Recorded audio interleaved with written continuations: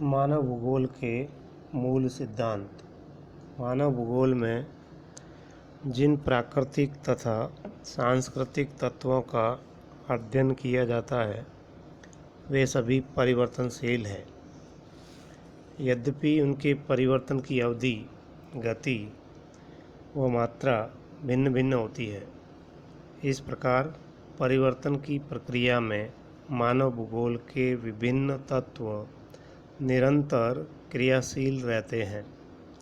मानव भूगोल के विभिन्न तत्व परस्पर घनिष्ठ रूप से संबंधित होते हैं और ये सभी तत्व पार्थिव एकता का निर्माण करते हैं।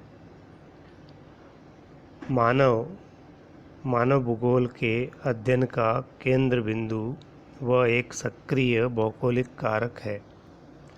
अपनी पर्यावरणीय दशाओं से प्रभावित होकर यह अपनी मानसिक क्षमता के अनुसार उनमें आवश्यक परिवर्तन भी करता है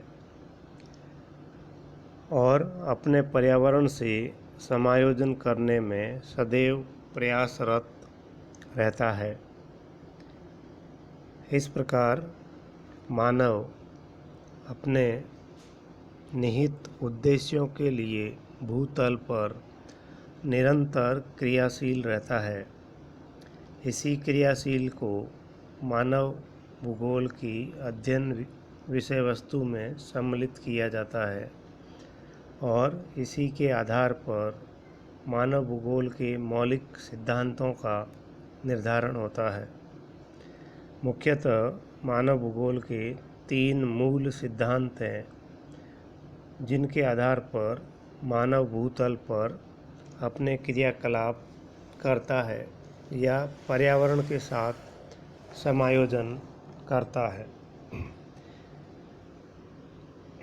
इसमें सबसे पहला जो सिद्धांत है वह क्रियाशीलता का सिद्धांत या प्रिंसिपल ऑफ एक्टिविटी या परिवर्तन का सिद्धांत कहलाता है। परिवर्तन प्रकृति का नियम है। भूतल पर या पृथ्वी तल पर पाई जाने वाली कोई भी वस्तु अथवा जीव स्थायी या स्थिर नहीं है, बल्कि वे सभी तथ्य निरंतर परिवर्तनशील है, यानी कि उनमें निरंतर परिवर्तन होता है, उनमें स्थायित्व नहीं होता है। पर्यावरण के सभी तथ्य, चाहे जड़ हो या चेतन, प्राकृतिक हो या सांस्कृतिक, सभी परिवर्तनशील है और उनके स्वरूप में परिवर्तन की प्रक्रिया निरंतर क्रियाशील रहती है। फ्रांसीसी भूगोलवेत्ता ब्रुन्स के शब्दों में हमसे संबंधित प्रत्येक चीज़ परिवर्तित हो रही है। प्रत्येक चीज़ बढ़ रही है अथवा घट रही है। वास्तव में कुछ भी गति रहित या परिवर्तन रहित नहीं है, यानी कि प्रत्येक तथ्य या तत्व के अंदर क्रियाशीलता पाई जाती है। क्रियाशीलता का मतलब उनमें गति पाई जाती है, उनमें परिवर्तन होता रहता है। प्रकृति के अनुसार प्रत्येक जीव या वस्तु की उत्पत्ति होती है, उनका क्रमिक विकास होता है और अंततः वह नष्ट हो जाता है। इसे जीवन चक्र कहते हैं।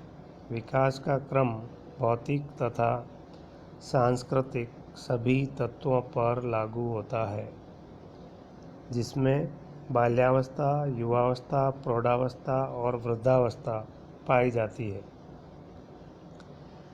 भूतल पर उत्पन्न होने वाले प्रत्येक जीव या तत्व का एक समय निर्धारित होता है। इस समय के बाद उसका विनाश होना निश्चित होता है। विभिन्न तत्वों में परिवर्तन की गति भिन्न भिन्न होती है, किंतु परिवर्तन की प्रक्रिया निरंतर क्रियाशील रहती है। पृथ्वी की सतह पर पाए जाने वाली विभिन्न स्थलाकृतियाँ हो या विभिन्न जैविक तत्व हो, उन सभी में परिवर्तन अवश्य होता है। भौतिक कारकों में अपरदन, अपक्षय, अनाच्छादन की शक्तियों के द्वारा निरंतर परिवर्तन उत्पन्न होता रहता है। ये परिवर्तन भौतिक कारकों के द्वारा संपन्न किए जाते हैं। इनमें जलवायु, तापमान, वायुदाब, वर्षा, पवन आदि निरंतर परिवर्तनशील होती है।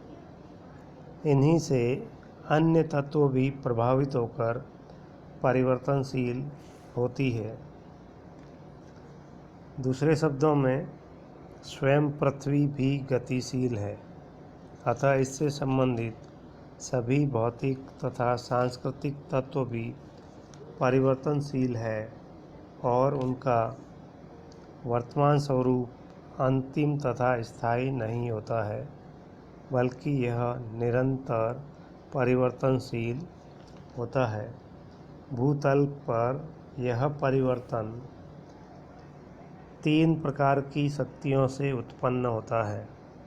पहला होता है भौतिक शक्तियाँ। इन शक्तियों का निर्माण पृथ्वी के आंतरिक भाग अथवा बाह्य भाग में उत्पन्न होता है, जिन्हें परिवर्तनकारी भौतिक शक्तियाँ कहते हैं।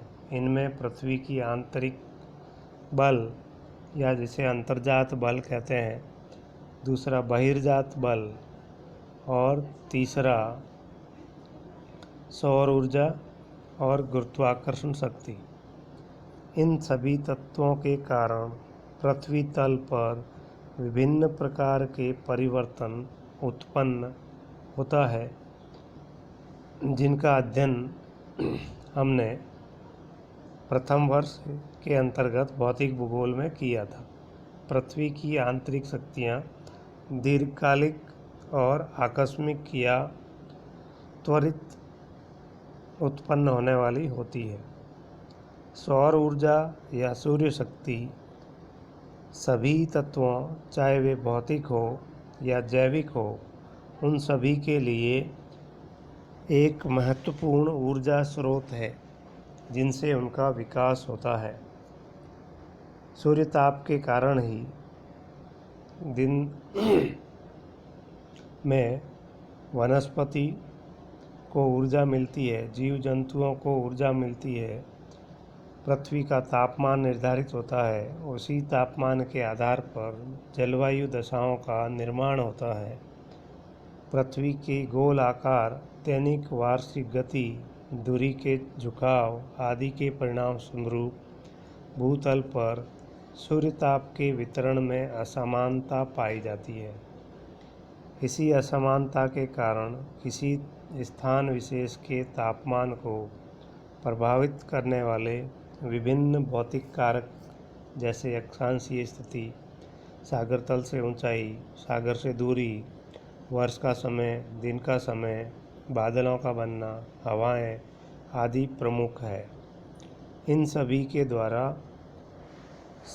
पृथ्वी तल पर पाए जाने वाले समस्त जीव जंतुओं, पशु, वनस्पति तथा मानव जीवन प्रभावित होता है। इस प्रकार पृथ्वी की सतह पर होने वाले समस्त परिवर्तनों का आधार तथा नियंत्रक सूर्य ही है। तीसरा, गुरुत्वाकर्षण शक्ति। यह एक अदृश्य शक्ति है, जिससे पृथ्वी अपनी सतह पर अथवा उसके ऊपर स्थित वस्तुओं को अपने केंद्र की ओर आकर्षित करती है। यह शक्ति पृथ्वी के अंदर कोर से उत्पन्न होती है। पृथ्वी की यह शक्ति भूतल के विभिन्न भागों में संतुलन स्थापित करने में सदैव प्रयत्नशील रहती है। इसी शक्ति के कारण पृथ्वी पर वायुमंडल और जीवमंडल का निर्माण हुआ है। भूतल या उसके ऊपर स्थित सभी वस्तुएं तथा जीव गुरुत्वाकर्षण शक्ति से नियंत्रित होते हैं। दूसरे प्रकार की शक्ति है जैविक शक्ति, जीवों की शक्ति। भौतिक शक्तियों के समान ही जैविक शक्तियाँ जैसे वनस्पति, पशु, जीव जंतु धरातल पर परिवर्तन लाने में सदैव संलग्न रहते हैं। वृक्षों की जड़ों के द्वारा चट्टानों का क्षरण होता है।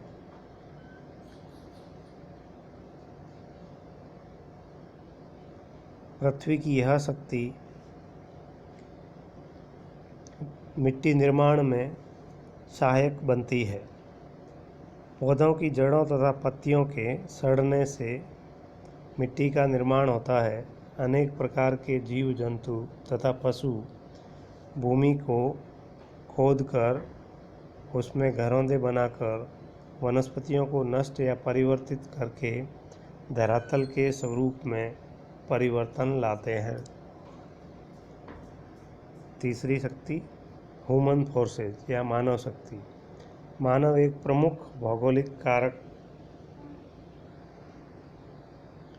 भौगोलिक कारक है जो भूतल पर सबसे अधिक क्रियाशील तत्व है। इसके अंदर यह शक्ति है कि जो प्राकृतिक तत्वों को परिवर्तित करके सांस्कृतिक तत्वों के सृजन में निरंतर क्रियाशील रहता है। वह अनेक प्रकार से धरातल के प्राकृतिक स्वरूप में परिवर्तन करता रहता है। दूसरे शब्दों में भूतल पर पाए जाने वाले सांस्कृतिक भूदृश्यों का निर्माण मानव के द्वारा ही किया जाता है और जिसका प्रभाव भूतल पर सबसे अधिक दिखाई देता है। वह विभिन्न प्रकार के अपने क्रियाकलापों द्वारा अलग अलग भूदृश्यों का भूतल पर निर्माण करता है, जैसे कृषि, औद्योगिक क्षेत्र, आवासीय क्षेत्र, खनन, उद्योग आदि के द्वारा मानव भूतल पर विभिन्न प्रकार के भूदृश्यों का निर्माण करता है, जो प्रत्यक्ष या अप्रत्यक्ष रूप से भूतल के परिवर्तन के लिए उत्तरदायी होते हैं। दूसरा सिद्धांत है पार्थिव एकता या अंतर संबंध का सिद्धांत, प्रिंसिपल ऑफ टेरेस्टेरियल यूनिटी और इंटर रिलेशनशिप, यानी कि पृथ्वी तल पर पाए जाने वाले सभी कारक, चाहे वे भौतिक हो या जैविक हो, दोनों आपस में किसी न किसी रूप में संबंधित होते हैं और यह संबंध भूतल पर सभी जगह पाया जाता है। पृथ्वी के संपूर्ण भूतल पर एक जैसा पाया जाता है। इसी कारण इसे पार्थिव एकता का सिद्धांत कहा जाता है। भूतल पर किसी भी तथ्य या तत्व का स्वतंत्र या पृथक अस्तित्व नहीं होता है। एक तथ्य अन्य तथ्यों से प्रभावित होता है और उन्हें प्रभावित करता है। किसी क्षेत्र या वास्तविक भूदृश्य वहाँ के सभी तथ्यों के सम्मिलित तथा मिले जुले प्रभावों का परिणाम होता है। मानव भूगोल का कोई भी तथ्य अन्य तथ्यों के अंतर संबंधों का परिणाम होता है। अतः किसी तथ्य के विश्लेषण के लिए यह बताना आवश्यक होता है कि उसके नियंत्रक या उसे प्रभावित करने वाले कारक कौन कौन से हैं और उसे किस प्रकार प्रभावित करते हैं। किसी प्रदेश में मानव जीवन के विवेचन के लिए वहाँ की भौगोलिक दशाओं का अध्ययन आवश्यक होता है और मानव जीवन उनसे संबंधित होता है। इसीलिए मानव भूगोल को मानव पारिस्थितिकी या ह्यूमन इकोलॉजी का अध्ययन माना जाता है। रेटजेल के अनुसार पार्थिव एकता का सिद्धांत मानव भूगोल का एक महत्वपूर्ण सिद्धांत है। उनके अनुसार संपूर्ण विश्व को उसके व्यक्तिगत तत्वों के रूप में नहीं बल्कि सभी तत्वों के समष्टि रूप में देखा जाना चाहिए। उनके अनुसार मानव भूगोल के दृश्य पर्यावरण से संबंधित होते हैं और पर्यावरण भौतिक दशाओं का एक योग होता है। रेटजेल पार्थिव एकता के सिद्धांत को मानव भूगोल की आधारशिला मानते हैं। इसी प्रकार सैम्पुल ने भी लिखा है कि मनुष्य का वैज्ञानिक अध्ययन उस भूमि को जिसे वह जोतता है अथवा वह भूमि जिस पर वह यात्रा करता है अथवा उस समुद्र को जिससे होकर वह व्यापार करता है को अलग करके नहीं किया जा सकता। यानी कि वे सभी तत्व मानव को उतना ही प्रभावित करते हैं जितना मानव उनको प्रभावित करता है। इसी प्रकार के विचार वाइडल, डी ला ब्लास, ब्रुन्स, डिमाजिया आदि प्रमुख फ्रांसीसी भूगोलवेताओं ने पार्थिव एकता के सिद्धांत के बारे में बताए हैं।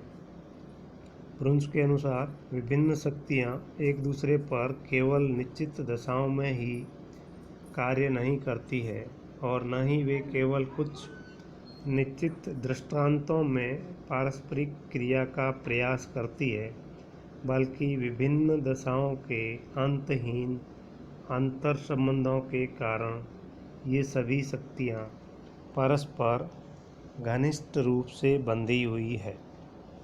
दूसरे शब्दों में पार्थिव एकता एक सार्वभौमिक सत्य है जो हर देश काल में विद्यमान होती है।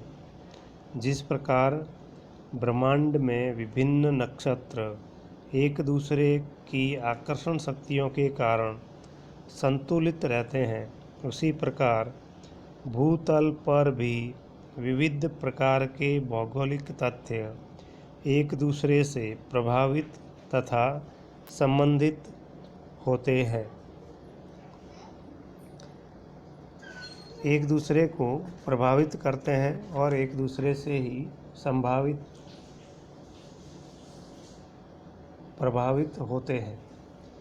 इस प्रकार के उदाहरण हम हर क्षेत्र में दे सकते हैं। मानव के विभिन्न क्रियाकलाप विभिन्न भौगोलिक दशाओं में प्रभावित होते हैं। उसी के अनुसार भूतल पर मानव के द्वारा भौतिक भूदृश्यों का निर्माण होता है, जैसे आवास, औद्योगिक क्षेत्र, कृषि क्षेत्र। इन सभी का निर्माण भौगोलिक दशाओं के फलस्वरूप होता है। इन्हीं भौगोलिक दशाओं के फलस्वरूप मानव की प्रतिक्रिया के फलस्वरूप मानव भूतल पर अलग अलग प्रकार के सांस्कृतिक भूदृश्यों का या प्रतिक्रियाओं का निर्माण करता है या रिएक्शन करता है, जिससे भौतिक या प्राकृतिक तत्वों के प्रभाव को सीमित करता है। लेकिन ये सभी तथ्य या तत्व संपूर्ण पृथ्वी पर एक समान रूप से लागू होते हैं, इसलिए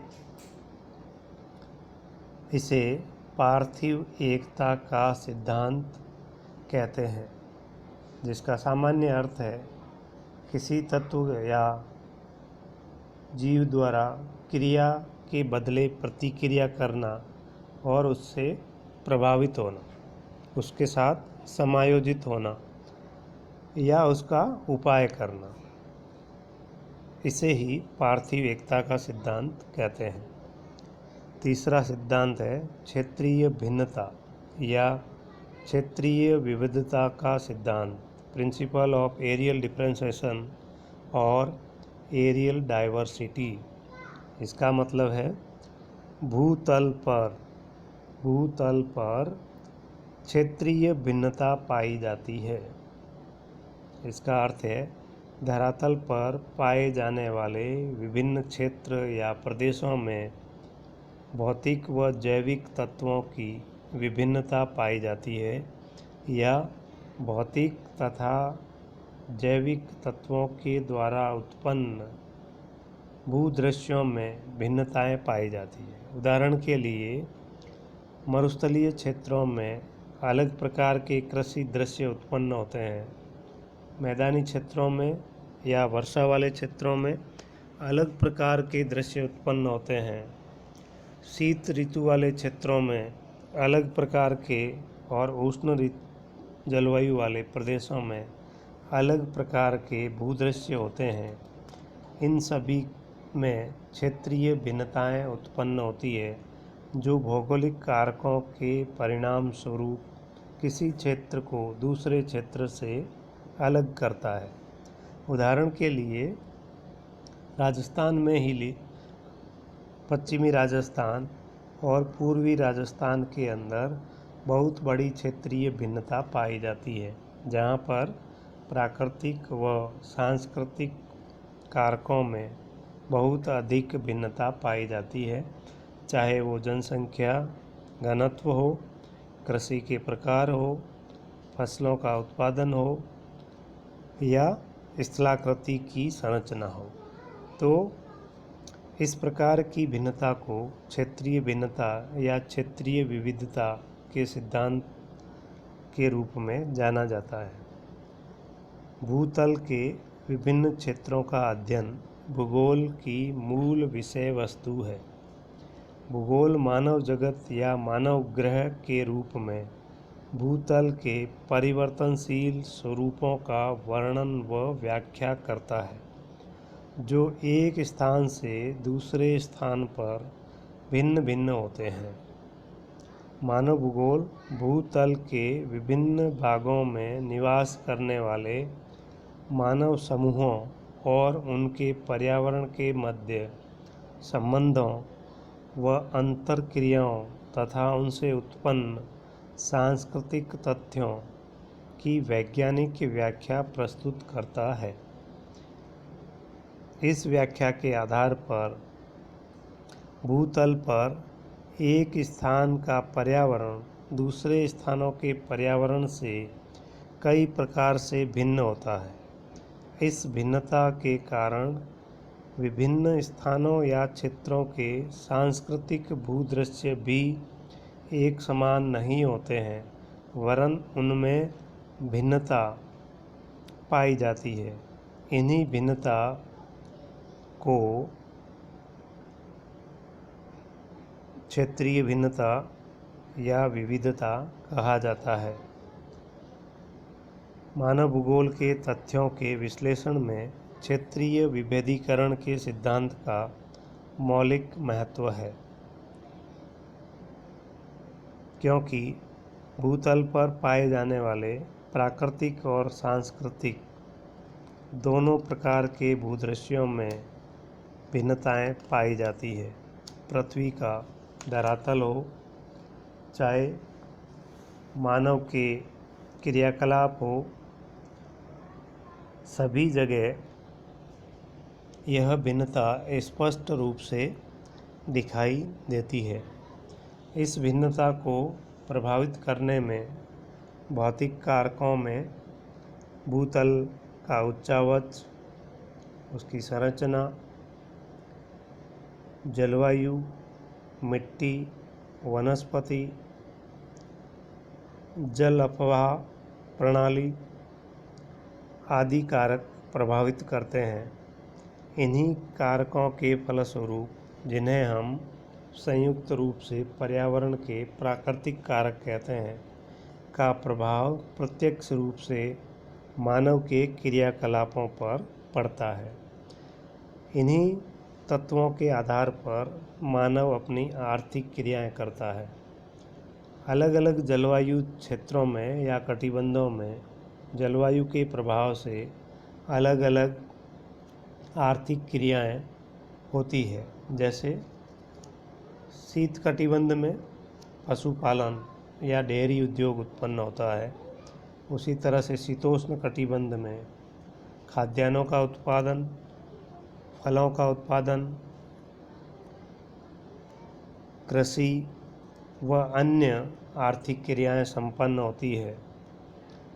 इसी तरह से उष्णकटिबंधीय क्षेत्रों में इन सभी क्रियाकलापों पर कुछ प्रतिबंध या सीमाएं होती है, जिनके फलस्वरूप मानव के क्रियाकलाप अन्य क्षेत्रों की अपेक्षा कम प्रभावशाली होते हैं। उष्ण जलवायु वाले क्षेत्रों में रेगिस्तान व अर्ध शुष्क क्षेत्रों में कंटीली झाड़ियाँ जैसे वनस्पति पाई जाती है। उसी तरह से आवास और जनसंख्या घनत्व भी अलग प्रकार से पाया जाता है, क्योंकि जल की मात्रा इन क्षेत्रों में कम होती है। इस प्रकार क्षेत्रीय विभेदीकरण समस्त भौगोलिक अध्ययनों का आधार है। यह भौतिक भूगोल तथा मानव भूगोल दोनों में समान रूप से अध्ययन की विषय वस्तु है। यह अध्ययन एक क्षेत्र से दूसरे क्षेत्र में भिन्न होता है, अतः इस क्षेत्रीय भिन्नता की क्रमबद्ध व्याख्या करना भूगोलवेत्ता का परम कर्तव्य है। हेटनर के अनुसार क्षेत्रीय विभेदीकरण की संकल्पना को मानव भूगोल या क्षेत्रीय विज्ञान का महत्वपूर्ण अध्ययन की विषय वस्तु है।